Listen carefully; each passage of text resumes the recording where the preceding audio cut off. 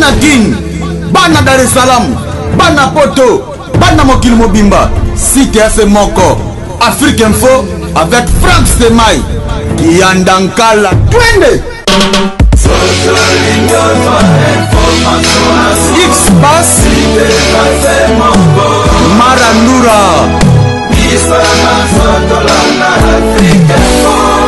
Frank Stemai. Yassika Eye na Kinshasa. Restaurant l'Orangerie. Restaurant l'Orangerie. Koutia Koussia Balala. Na spécialité na bango. Poulet au makala. Poulet au makala. Souka nelengi. Basuki wanate. Olingi kolia bio. Yakambangu na restaurant l'Orangerie. Na service na bango. Cuisine congolaise. Olingi kolia biloko mboka na yo. Nyonso ezali kote masanga kutu bosa na po nyonso ezali ata kutu masanga ya pompe bazo pompe pe ozomela ya malili otuninga adresse eza mosika te ya kaka na boulevard du 30 juin arrêt Vodacom mosika te na BCDC service ya kolobela te un personnel très qualifié et bango chaque samedi la musique douce du groupe Les Professionnels. Bienvenue et surtout bon appétit. Assis confortablement sur vos fauteuils en train de suivre cette émission, mesdames et messieurs, bienvenue sur votre site www.africainfo.net.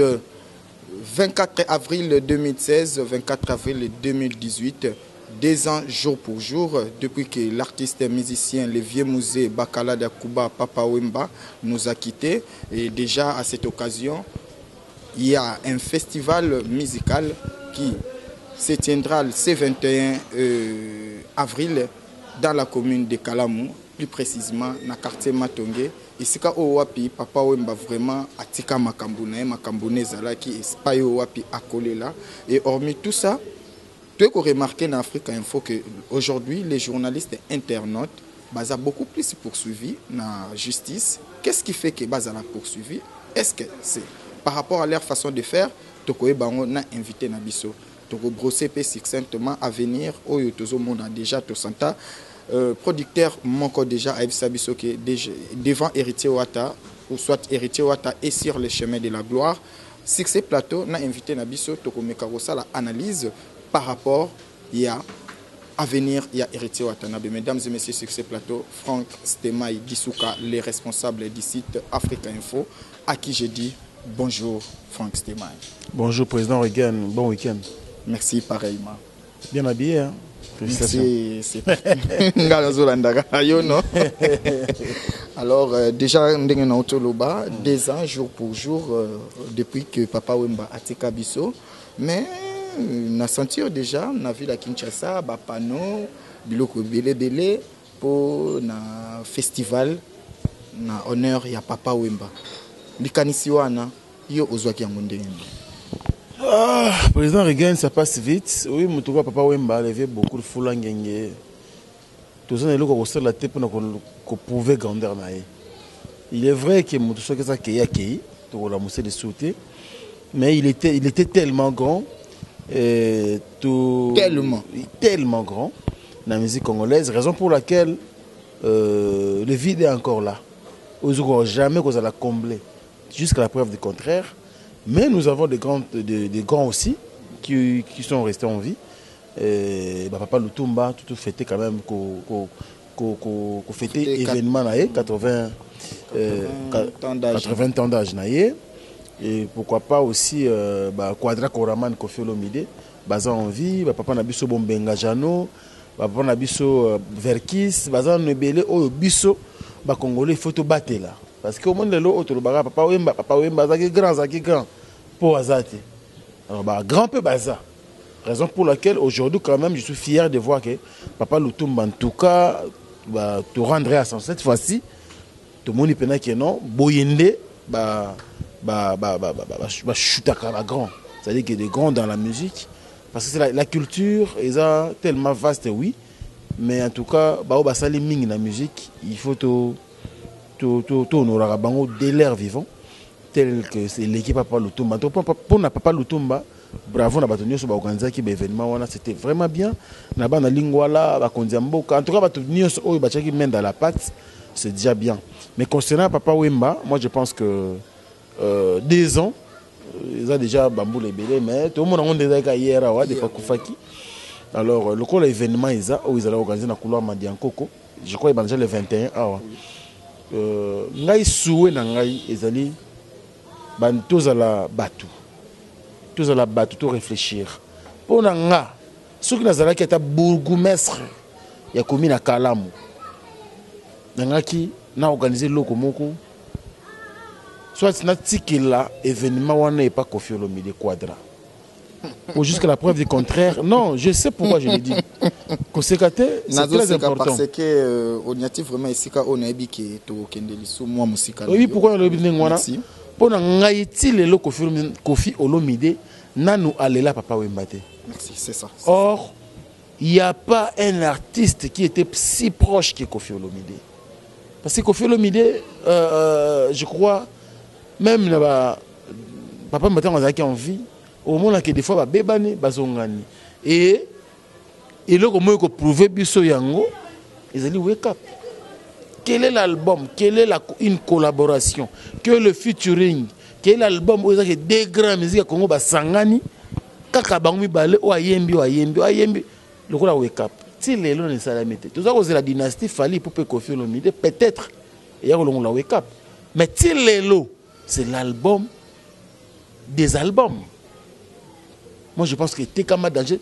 T'as là bien quand on a internet, tout le monde a qui ont disque d'or au Saranate.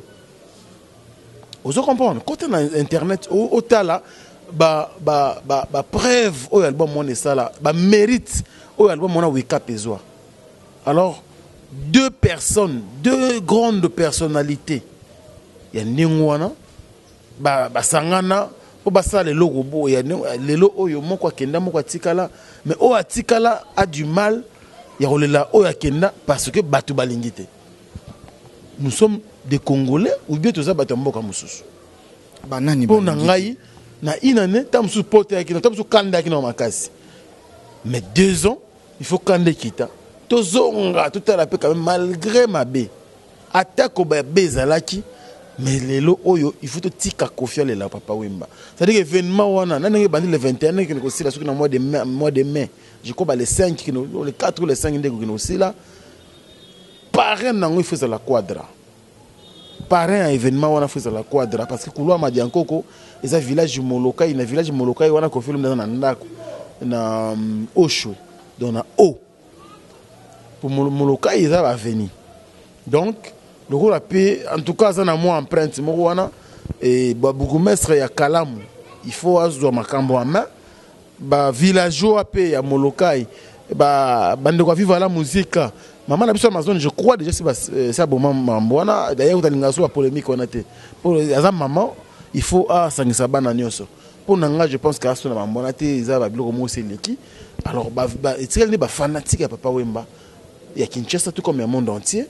Et Bandima quand même cette fois-ci Quadra la venaï aux hommes on a batika parce qu'il a eu tenté et puis ce qui a eu batika les maramona moi je pense que il vous a laissé un moussous il vous a couleur moussous a coloration moussous départ Franck c'est une proposition je n'oblige rien proposition mais on a remarqué que na ba idée à Koffi Olomide ezate pour ba banderole loana tant to moni yango to moni logo il y a il y a Masanga.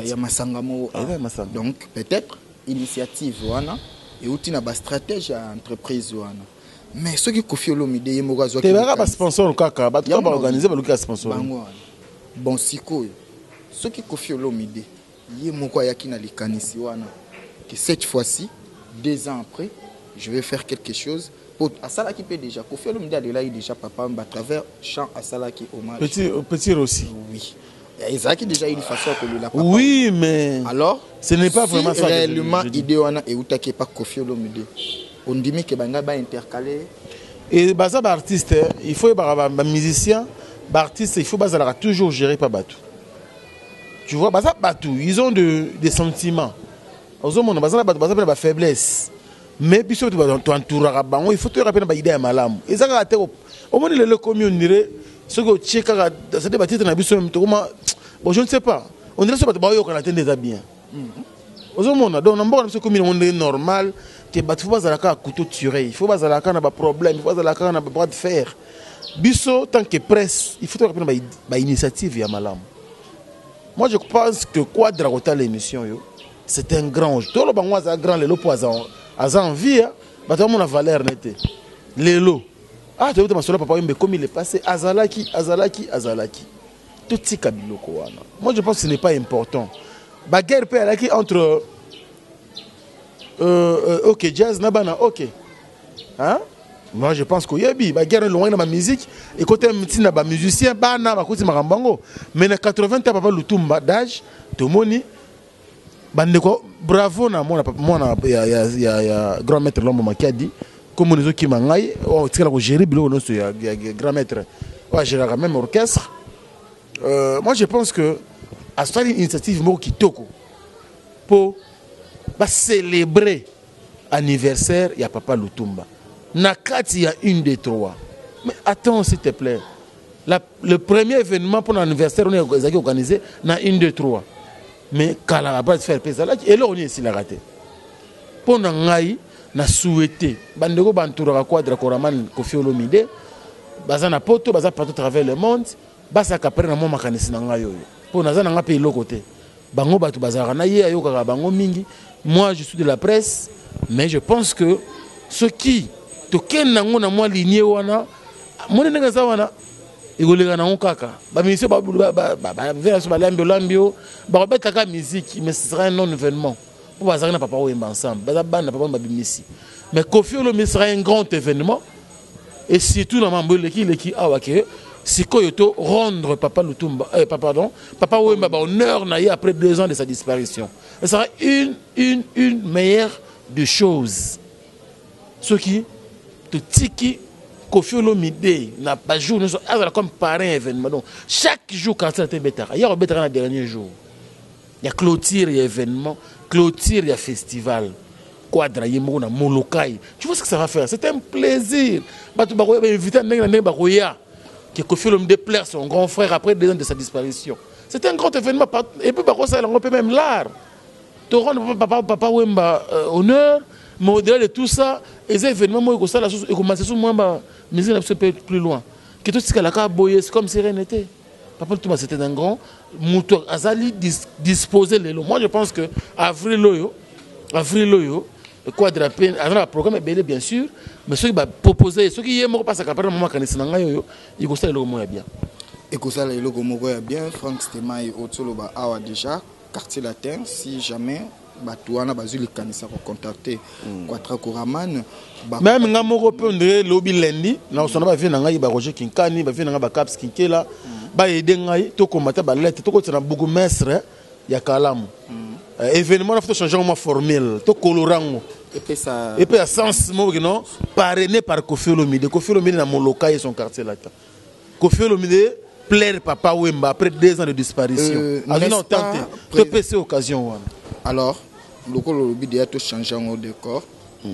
Lelo na Congo. Nazo sepela nengo ke nango po eza analyse moko na sepeli nango. Merci. Biso lelo na Congo to komika ka kopesa impact na mabe na ba séparation bato. Ba séparation. Mais déjà etikala na mitu ya ba congolais. Congolais mususu ya kidea ke Kofi Olomide mutazo organiser le koana. Du coup, il doit organiser té. Non, par organisateur baza. Par exemple, mais yende parrain événement. Et du coup, aoyate. Le quoi ka combo ya Kofeza. Muto muté en pas yeta. Pour muto nengo na muté mabe. Ayata. Tout le monde pas koyata. Et kokate place za mokié. On a Kinto combien de millions d'habitants? Pour na Kinshasa. Combien de millions d'habitants? Plus de 10 millions. Parce que plus de 10 millions na Moloka et kokata. Tout ce que bateau ba mettre malan, bateau ba lingi papa Wemba dès son vivant. Bateau ba lingi le roi Kofi. Comme moi papa Wemba tikala. Bien sûr que oui. Bien sûr, c'est son vieux. Et puis, bon, je vous dis, notre commune, on a encore du temps. Je crois qu'on a une semaine, on peut encore faire quelque chose.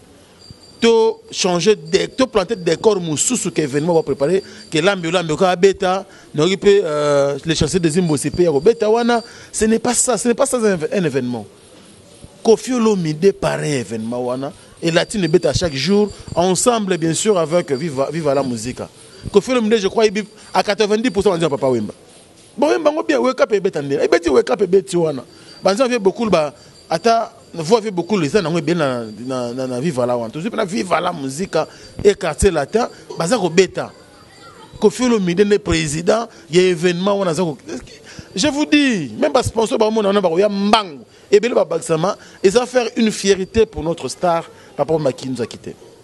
Merci mais je sais pas neti na événement oyo aura olobanini par rapport à Félix Oise quoi oyo déjà a auto lancé hommage c'est-à-dire hommage au bateau va sentir vraiment que Aleli Papa n'a habité présence naïe et a toujours souhaité Papa Wemba kenatika biso biso bana mawato commence kolela moto kutwa nuna kakasi pas saison nuna ah non mon frère aumela wa ya baki wa zolela Papa Wemba te azo célébrer Papa Wemba o ya seben yemo azo bina do sentir nake on a programme mon tout à l'heure et ça bien monstre OEAP et puis OEBILELO monstre à loba et logo moko il y a que des imbéciles qui ne changent pas pour y mora loba ngaina aventurier to kosolo ka mokolo satan nzambe ba kosolo la mais yo zala ki na miso sa ki na ye to une question loba ki ni abaki na za mutu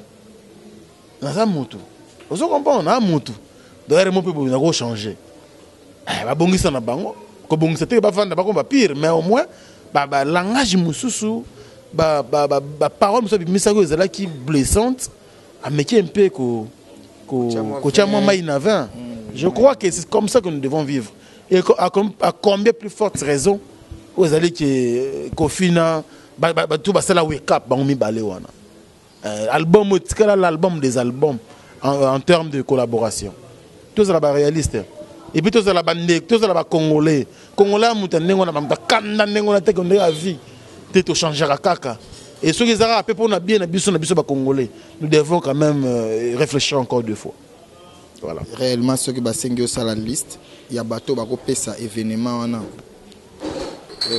grande envergure et comme événement à grande envergure sincèrement au sein de la liste ya banani base à la prison pense à tous les artistes et musiciens mais parrain quand événement à la Koffi Olomide ba musicien tout ba quoi il fanjo fali pour pas là non ba musicien on va être disponible pour temps la calendrier naï même toi ba mandat chant déjà c'est na qui mandat ata bengi c'est ta ya naï mutu loko la redi à musicien na qui mutu loko la lambio ozo bango bazaki bana ya papa mais Koffi Olomide leki ya papa tout ça là il y a nuance ozo ya leki ya papa Wemba puis collaborateur Papa Wemba. Vous comprenez donc il faut ezala nengwana papa mba tala tozo bango boye toye baté au moni ti lelo Côte d'Ivoire gagner biso na bokanzi mama Papa Wemba to longola ngoti 3 jours matanga awe ko kana o bango bata pembe on ba ange ba kuna ba yele la Papa Wemba na ba ministre ba pembe goût 2 ans yango to tikela ba une semaine nawa to ngai na zu charge wana na bondela ta bourgmestre la commune à Kalamu to bon to ke ba quadre to proposer pe na ebi de na bile ko film de oboyate nenga linga ki Papa Wemba oboyate ke et puis je crois que ce sera une surprise pour lui et il sera na limite à la mokolo wana abmisama ya miso je sais ce que je dis. Mesdames et messieurs, sur ce plateau, Franck Stemai Dissouka, les responsables du site Africa Info, vous remarquez que vraiment les canissi au Azanango par rapport il y a événement il y a 2 ans. Il y a disparition, il y a Papa Wemba qui m'a fumé le vieux musée, chef coutumier. Mais le lot où Franck Stemai à venir et à vivre aux après disparition à Papa. Kakana 2 ans où viva, toujours forme, sens, nangote. Président, regarde, mon musique, n'importe quoi biso, c'est compliqué. Les gens viennent soutenir la personne et non le groupe. Si tu as bien musique, vraiment. Même pas droit d'auteur en Ouézara, plus focalisé sur une personne. C'est-à-dire que Ngaï Franck Stemai na kiene c'est un assassin, na déclaré biloko Afrique Info qu'on a kombonanga. Ba droit wana tango so nga singa na zate, funa na ocha mutu mususu be 2 personnes mo. Est-ce que ocha ba musicien? totiaka membre ya famille sikoyo pendant que ntango leader ye moko aza financièrement azobunda et puis bato bayaka mpona koyede kosomba banzembo kosoutenir ke no mpona libanga koya c'est-à-dire bamembre donateur babenga bongo bamembre donateur bamécène banini bayaka mingi mpona baleader et lelo soki même na musique anza omoni yango orchestre frère de baba eza soute orchestre ya sœur Marie lelo maatro orchestre ya papa na biso Charles Mombaya orchestre ya papa na biso Ale Moloto ti lelo omona ke eza te bien ke bazobundana mais omona ke parce que tom sepana baprojet na ye na mama na dej bon moi soki tokepe na louange ezaka nini adorant l'éternel Gaël musique omona ke vraiment moi ezoboitie mokie donc c'est naturel qui vivent la musique ba continuer parce que misali loko moko je crois sans kobanga bilo moni sans kobanga album masika mais en tout cas il y a des couacs alors bandeko ba ngi vivre beaucoup il est grand temps ba soutenir orchestre parce que bango moko ba musicien ti lelo bazaka soudé mais ils ont un problème sérieux de moyens ba tika orchestre te bazala wana ils a œuvre papa batika ki et tout soutenir yango moi je pense que ça va bien. Et ça est vrai au papa Wemba Tikaki te soutenir en na préféré vraiment na sujet oyo to soukana mwana to kende na deuxième sujet je sais pas aujourd'hui to sali analyse tu aurais remarqué en fait ba musicien internet ou non ba journaliste internaute baza beaucoup plus poursuivi na justice tandis que na Kinshasa ndenge to sala musala na ba télé nationale ou local to yebike les journalistes politiques ne bazara beaucoup plus poursuivis. Mais il y a des journalistes culturels, mais il y a des problèmes. Ils ont la justice. C'est dit à quoi? Leur façon de faire, c'est dit à quoi? Balingi bangote, c'est dit à quoi? Président Reagan, les problèmes, on répondre au boya. Les problèmes, ils allaient bisomoko, les journalistes en toujours respecter. C'est-à-dire pour monter poursuivre, il faut monter à se sentir lésé. Bien sûr que oui. Vous comprenez? Le président on va y aboyer, au boulot ma bé à moutouté, au fingino moutouté, et de moutons poursuivre au carabandi liboma.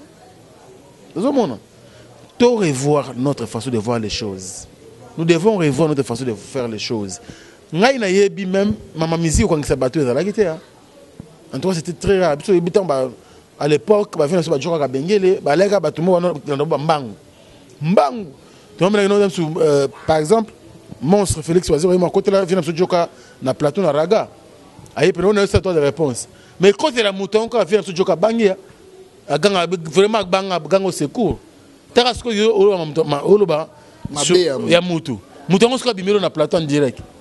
Donc, comme on a la justice, parce que les gens, ça commence à faire des trous. On a un conseil, on a un confrère, on a un conseil, on a biso. Tout le monde revoir notre façon de travailler. Ça commence à déranger, ça commence à faire mal. Ils ont un métier noble. Respectons ces métiers. Respectons ces métiers. On est à moins de 10 personnes de retourner mission. Mais tant qu'on diffuse, on a une heure de temps, je crois qu'on a combien de personnes qui ont saisi. Donc, tous à la conscience dans Mambo, tous à Osala. Nous devons être responsables de nos propos, auto-tenir. Voilà, Babylone est aussi là. Surtout comme nous responsable. De nous respecter le règlement, le métier, je pense que Babylone est aussi là. Bref, les journalistes internautes, les responsabilité dans le métier. Poursuivi, pourquoi poursuivi? Pour nous tous, on a poursuivi. Il faut poursuivre. Et je dois rapidement rectifier ou encore corriger cette erreur. Donc, tant qu'on a de trop bouillé, on dirait que tous les responsabilités, tous les inconscients, dans le monde, ça. Vous comprenez, on a renvoyé qu'à son sœur, quand on a bisomoko. L'artiste a battu bisomoko. Bande Kwango de ça dans les médias en ligne, tous les responsables. Et c'est un métier noble. C'est un métier qui fait vivre des gens. Vivre dans voilà. C'est un métier qui fait plaisir dans alors tout respectant tout salaire en côté tout pesango ba honneur nango oyo zo senga Oza président de l'association des journalistes et des médias en ligne du Congo. Apparemment jusqu'à maintenant Mambunyo Sozoloba et Zozonga na ba mission oyo a Jimelko eza nango. Donc a Jimelko ezo kokaka ko atteindre objectif nangote. Non, Ils ont changer comportement. Ndenge petoloba kaka utiliser l'internet autrement. Utiliser l'internet autrement, c'est notre slogan. Oui. Voilà, mais le problème c'est bisotoye ba adhérer. Si vous adhérez, tu as ta fiche à Jimelko Koya. Donc il y a boyete que moutazani adhéré te, aye même pas Jimelko ngezanini, aye même pas Jimelko basala nini, aye même pas réunion une fois. Attends, comment tu veux que bisotoye va intervenir dans le Rwanda? Bah toi on est tout ça la blague. Nous on est là, nous travailler, nous continuons à mener des enquêtes, nous continuons à mener des démarches pour Jimelko ezala vraiment cette fois-ci parmi l'association où ils allaient reconnus même à niveau likolo, dans l'institution likolo et en boka. Biso travailler président Reagan. Où aligné et rejoindre biso à comprendre en interne qu'est-ce que Jimelko est ça là pour na bango. Mais boye quand les médias boye ils allaient vraiment club d'amitié et pour ceux qui croient que Jimelko kofa ils se trompent parce que biso Jimelko jamais kofa. Tout le monde ndeka ba kele makiwe dai que non ndere balé. Tout ça théâtre, tout est musique. Non. Ils ont un bateau au milieu de ça là. Il faut tout ça lango comme il se doit. Et on est là où nous travaillons. Bandeko basa ba adhérer, ndé ba comprendre valeur ya Jimelko et puis utilité nango na mosala bon baza kosala. Merci mesdames et messieurs. Comme Bozo continue toujours à faire sa confiance. Émission Oyo et Lenginango, je crois bien ils ont la troisième sujet na biso. Mais au moins question et on continue toujours. Par rapport à ce sujet, on a vraiment tout ce Frank Stemai pour le cambo et internet vraiment il faut vraiment que kolobelango lelo oyo prenons les yo moko meka de la ko sala moi et donc comment déjà en solo la na bango pe papa nembo kine nango bongo te. Président Reagan habité je crois c'est la répondre à la question là c'est la répondre nango na généraliser tout le monde autant na biso na ko biso ke bazaka échantillon bazaka échantillon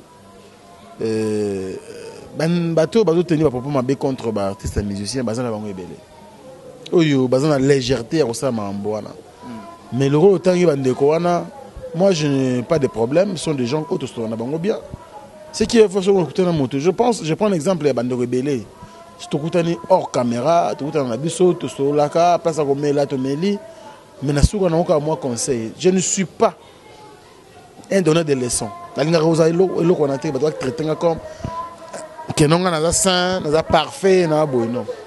On se complète dans la vie. Donc moi je pense que je ne voulais même pas autant combat bateau.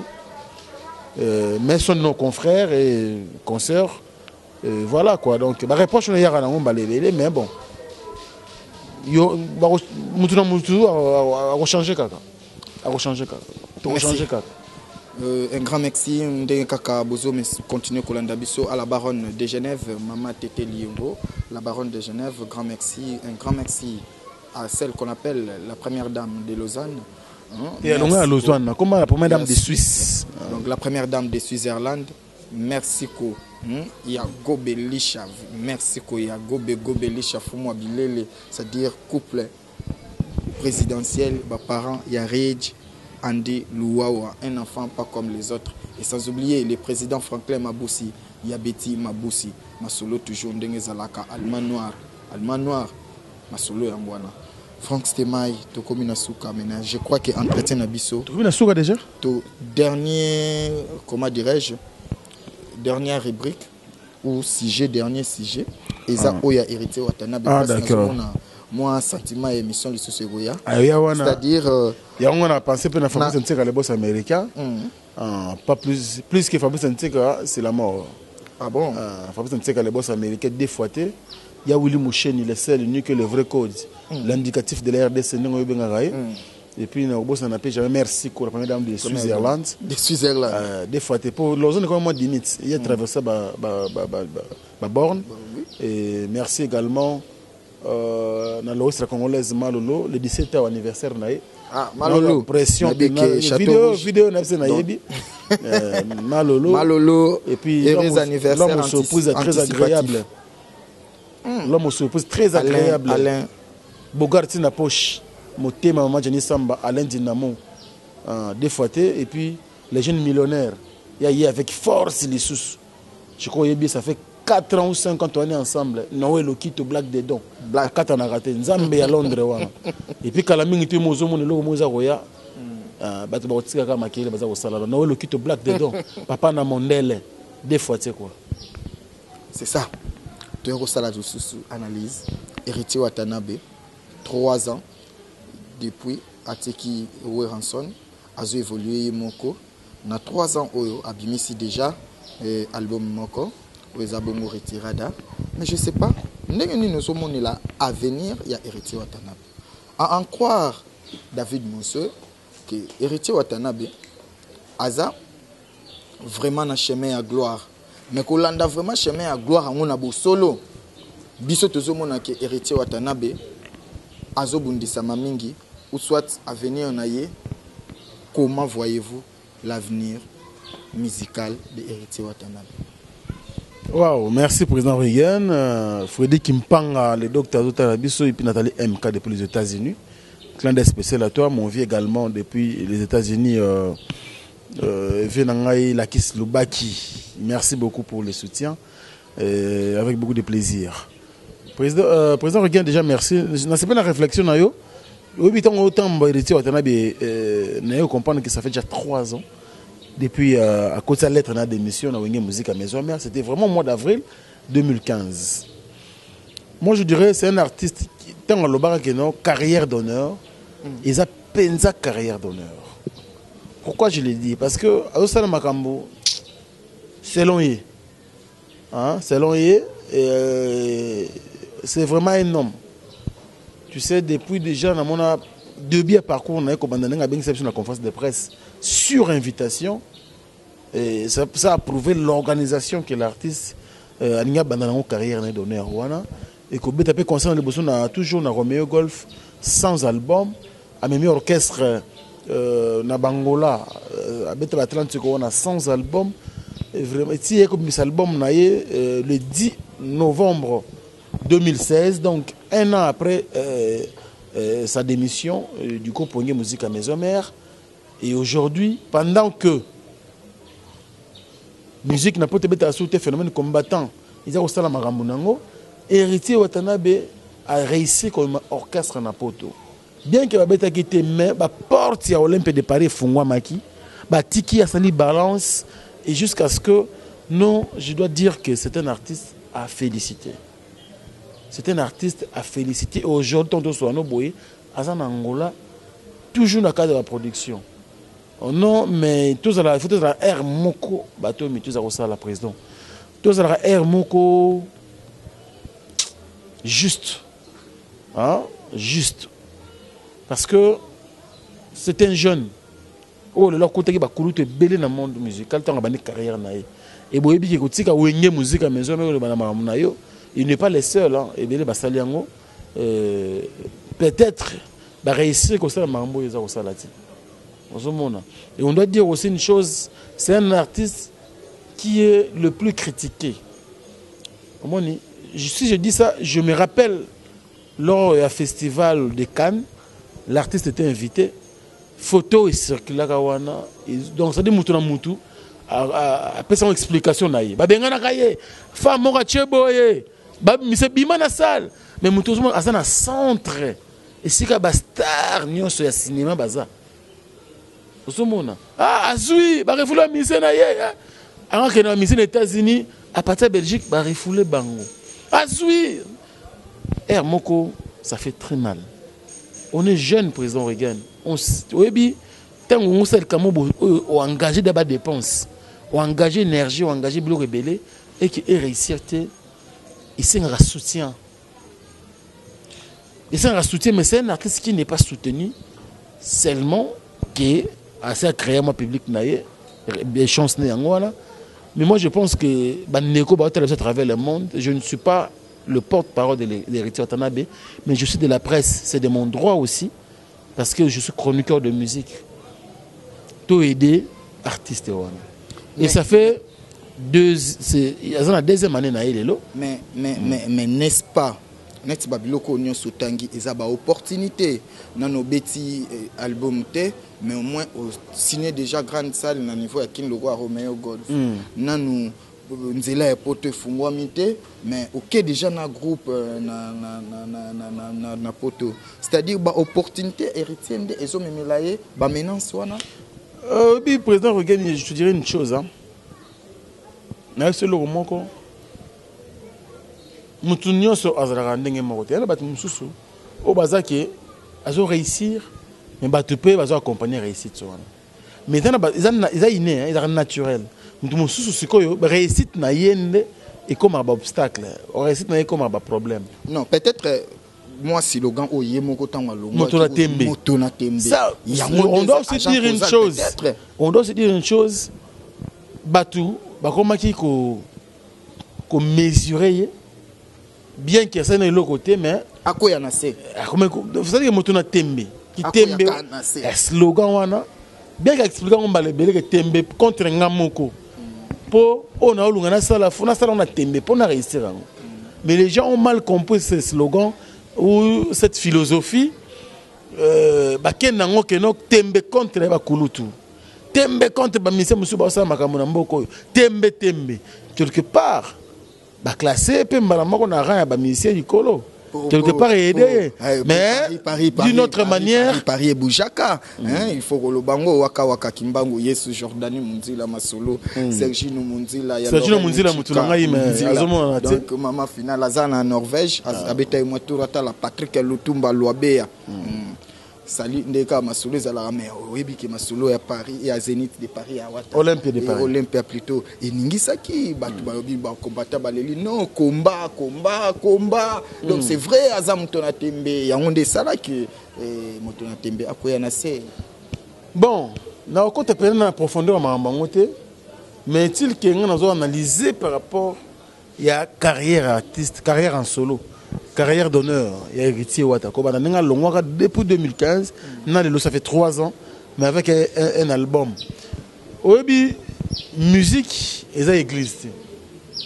Tant que ça musique, même si on a beau, il y a un combat et de gauche à droite. Bien sûr. Bah combat aller. Donc tant qu'on a émergé dans le domaine Morosongolo par là, il y a que au coup toujours na obstacle, au coup toujours na bâton dans le roue, au coup toujours pot de banane, mais il faut se tenir debout.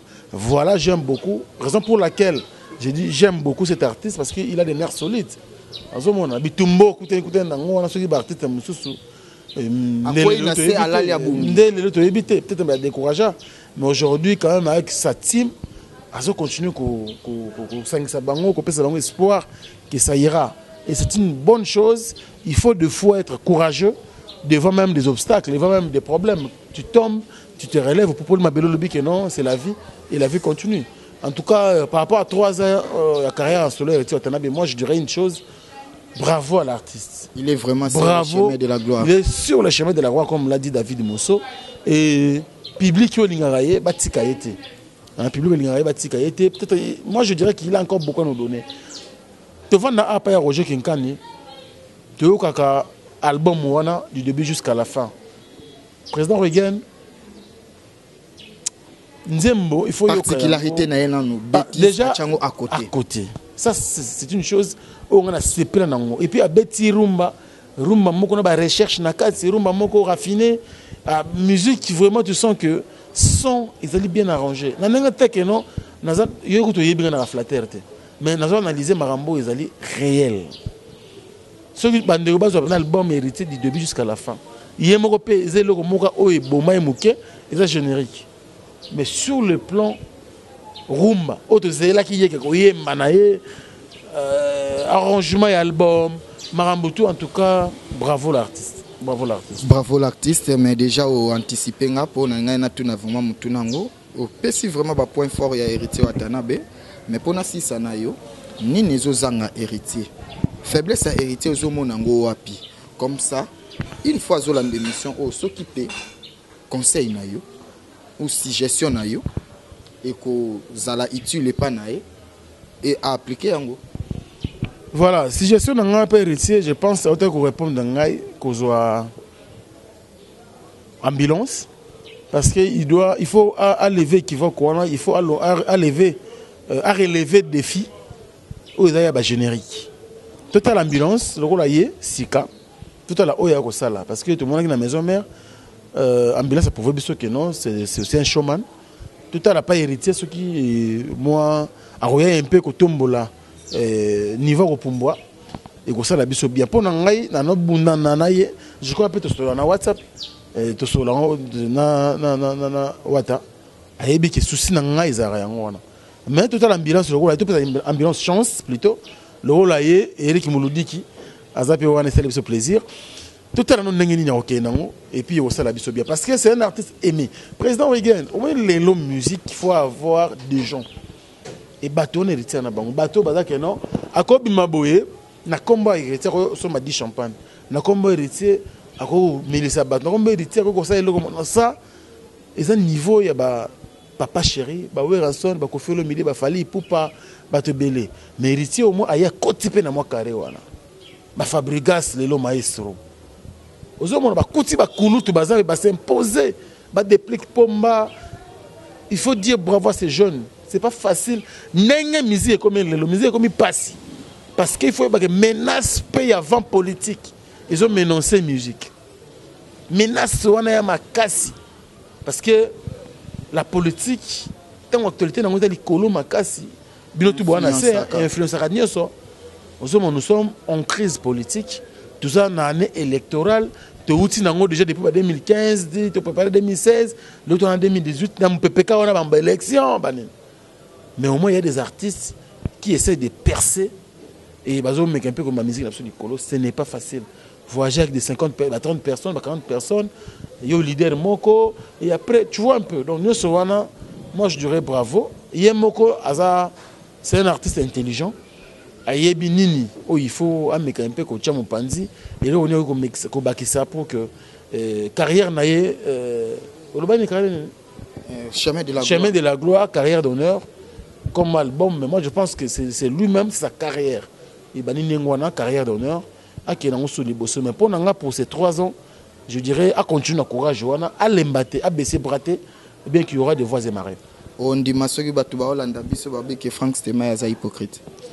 Bien sûr, on dit mango pour na point de vue bateau. Par rapport à la question na autour na pour na ngina landisa esuka et puis aussi c'est. Vas-y. Somme tabi na hypocrite, c'est point de vue na. Oyokangote ou soit au bon na ko soulever yango que héritier Watanabe il faut ameka ko revoir entourage. Entourage na je te dirais bateau mon na Karine Mokonzi, l'entourage héritier. Héritier bien entouré. Non. Obando tanga de ba kombo. Té, na tanga ba komba bateau o yazana bango. Héritier est bien entouré. Sur le plan communicationnel, Karine, parce que Karine est visible. Elle a tout le temps la visibilité. Mais s'il faut parler de l'entourage, ce n'est pas la visibilité. Artistes, ils sont entourés pour un contrat, pour un staff, pour un sur le plan juridique. Les gens ont aussi Charlie Rubenga. C'est un maître, c'est un avocat, c'est un juriste. Aussi, Mopemba Champagne. Il a que des licenciés autour de lui. Il n'a que des licenciés autour de lui. Je le dis avec connaissance. Je le dis avec telle lettre naïe à comment il y a des missions. Tu verras que cet artiste a bien. Telle organisation, il y a point de presse dans les bosses. Je ne suis pas là pour vexer des gens. Je parle de l'artiste. Soyez ma bête dans le bango. Mais comme les gens voient plus Karine, et puis il y a mon père ici, ah mais Robin Karine ne peut pas m'attendre. Le quoi va te le belango ming. Baton va taper public non. Ah mais après on revoir côté wana ya ma bête. Non, baton mon na yango va te le belango trop. Pour nga na mon na gravité. Sauf ce Karine a leki a lui maramuna ye contre bateau ya lingaraté. Mais ça n'a rien à voir na héritier wata. Ozomona ceux qui va reprocher artiste pour na Karine et Karine a commis un sous moi boy. Il peut héritier en compte parce que public sur le bas et il faut avoir la réclamation on n'a pas en compte ma bête quoi. Mais pour Nanga, je dirais que l'artiste est très bien entouré. Je connais son bureau. Il est bien fonctionné. Il est bien entouré. la façon de faire naïe. Même lui-même l'artiste, sur la télévision, comment il est juste avec ses propos. Et je dirais que mais qu'un peu comme la gentille, ils sont de jeunes artistes. Azak qui a un album moko retirada.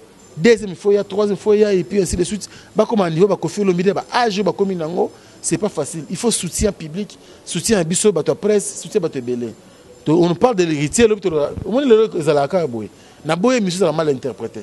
Merci. Beaucoup de bateaux héritiers, 3 ans, il pas long à la maison. Par rapport à sujet à festival, il y a papa Mbanabi qui est pire petit à Kofi. Non, on a pire petit. Bon, on a le bango tout bien zati. Bref, dernier message na ba bazo landabiso et puis tout silisa. Dernier message na ngai proposition oyo nazana ba kulutu na ba encadrer ngai awa. Les nio to bana ba démarche. To mona beaucoup messa kalamu, to mona l'artiste Kofi Olomide. Pour te lingaza la parrain événement, papa Wemba l'immortel, 2 ans depuis sa disparition. Tu vois aussi la famille. Tu vois la famille, maman maman Zanakin, mère Anakin. Et ça m'a bête tout le monde, on a bateau à conziper à vivre la musique, et ça va démarche. Et on a le mot à carte, côté obimé, côté obimé, côté obimé. Ba commune, banine, banine. Donc 2-3 jours beaucoup vider ma mboutou, ba démarche wana, de se concentrer sur le sponsor, ba partenaire, ba vivre. Nga kuna zananga, nga esalema après na bendani. C'est ça le dernier message. Et puis pour négocier à travers le monde, merci na bango, na soutien na bango d'Afrique Info, na OCP na bango mingi parce que sans bango mon boulot, biso kakaboy, biso mélange à te, oh t'es chabo, t'es biso kakaba émission. Et ben émission de base la biso confiance wana. Je pense que na biso bien, base de la biso pe na biso ba bêtise, c'était ça la té. Mieux vaut totalement ba 10 vies, ba 20 vies, 30, si tu as un succès, oui. Mais tu garder dignité Nabiso. Et ça Nabiso vrai bien. Grand merci Namaïle Sadi qui est derrière la caméra, Chaton Kolo Randi Wali et à Nabiso Awa.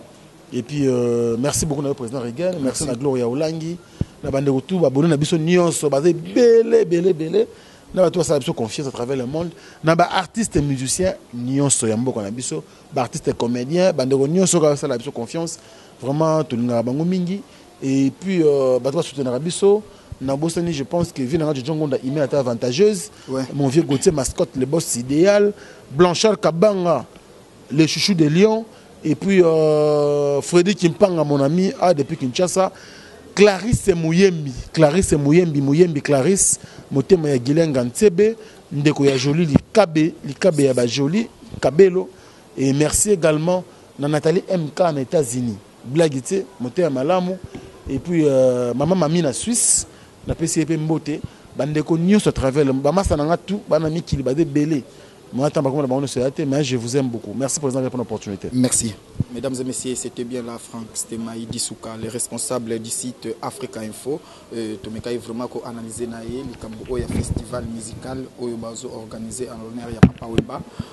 Puis toke naé par rapport à comportement ou savoir-faire il y a journaliste internaute à Kenabiso bien, vous allez remarquer que côté héritier Watanabe a éclairé vraiment lanterne. Il y a te belé par rapport à entourage et belé l'Obamaka même là ba kombo misu na yoki o bazana entourage à Wata na yoki en vraiment lelo et pas y a Franck Stemaï. Vraiment c'était bien. Si vous avez aimé cette émission, dites merci à Maïle Sadiki qui était derrière la caméra, aussi à Château Ndeka Masolozo qui est ça la bien vraiment quoi, l'américaine perdue au Congo, on est ensemble.